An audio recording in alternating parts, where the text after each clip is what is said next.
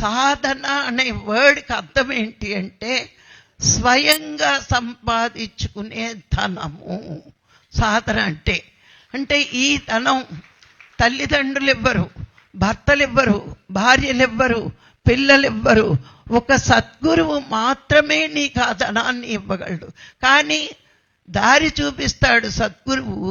సంపాదించుకోవలసింది నువ్వే. అందుకే ఒక సద్గురువు మన జీవితంలోకి వస్తే ఎంతో పుణ్యం మన జీవితంలో ఉంటే కానీ పత్రిగారు లాంటి సద్గురువులు మన జీవితంలోకి రారండి.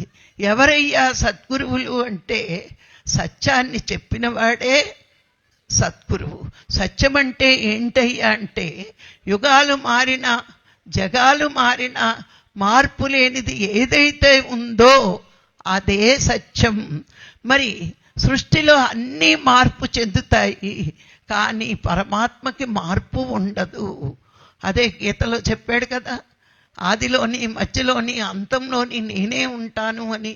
మరి ఈ సత్యాన్ని ఎక్కడ ఉంటుంది అంటే సృష్టిలో జీవరాశుల్లోని అంతర్యామిగా ఉంటుంది. అది మరి సృష్టి అంతా నిండి ఉంటుంది.